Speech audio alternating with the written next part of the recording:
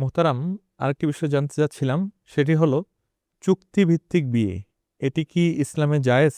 আসলে বিবাহের মূল উদ্দেশ্য হলো ইসলামের প্রতিটা বিধিবিধান আল্লাহ রব্বুল আলমিন ইসলামকে মানবতার জন্য দিয়েছেন চূড়ান্ত মডেল। বিশ্ব মানবতার জন্য আল্লাহ পাকের পক্ষ থেকে নির্ধারিত জীবন ব্যবস্থার নাম হলো ইসলাম। ইন্নাদ্দীনা ইনদাল্লাহ ইসলাম।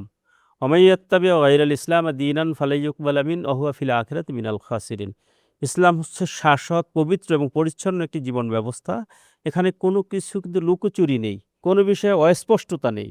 তো সেক্ষেত্রে সামাজিক বিবাহ হলো একটি সামাজিক বন্ধন, যেটা হযরত আদম আলাইহিসসালাম এবং হাওয়া আলাইহিসসালামের মাধ্যমে পৃথিবীকে আল্লাহ রাব্বুল আলামিন মানব দিয়ে আবাদ করে এবং সুন্দর একটি সমাজ, সুন্দর একটি সংসার তৈরি করা, সুন্দর একটি দাম্পত্য জীবন, যার মাধ্যমে পার্ট বাই পার্ট এটার ধারাবাহিকতা কিয়ামত পর্যন্ত চলবে।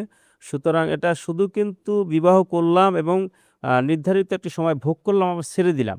সেক্ষেত্রে সমাজে কিন্তু একসময় এই নারী এবং পুরুষের কোনো দায়বদ্ধতা থাকে না। সেক্ষেত্রে দেখা যায় বৃদ্ধ হলে এই নারীটার কোনো মূল্য থাকে না। একই সঙ্গে পুরুষেরও কোনো মূল্য থাকে না। উভয়ের মধ্যে কিন্তু যে মোয়ামেলাত, যে ভালোবাসা, যে হৃদ্রতা তৈরি হয়, এটা কিন্তু নষ্ট হয়ে যায়।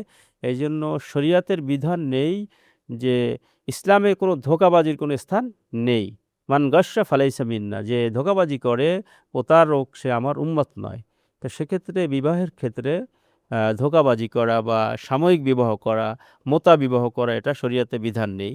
যদিও ইসলামের প্রথম যুগে রাসূল পাক সাল্লাল্লাহু আলাইহি সাল্লামের সাহাবায়ে হিজরতের কারণে এই পন্থাটার কিছু অংশ মোতা বিবাহ, সাময়িক বিবাহের একটি চলন প্রথম দিকে জায়েজ থাকলেও ইসলাম পরিপূর্ণভাবে, চূড়ান্তভাবে রাসূল পাক সাল্লাল্লাহু আলাইহি সাল্লামের জীবদ্দশায় এ বিষয়টি নিষিদ্ধ করা হয়েছে। অর্থাৎ মালিকুল মুতা বা মুতা বিবাহ, সাময়িক বিবাহ বা কন্ট্রাক্ট ম্যারেজ, লিভ টুগেদার, এ ব্যাপারে এ জাতীয় বিবাহের কোনো শরিয়াতে কোনো হুকুম নেই, বিধান নেই।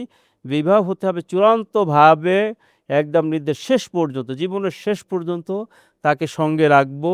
এই উদ্দেশ্যের বাহিরে যদি কোনো উদ্দেশ্য থাকে তাহলে তার বিবাহ বৈধ হবে না, সে বিবাহ বাতিল হবে। অবশ্যই উদ্দেশ্য থাকতে হবে তার সঙ্গে জীবনের শেষ পর্যন্ত সংসার করব।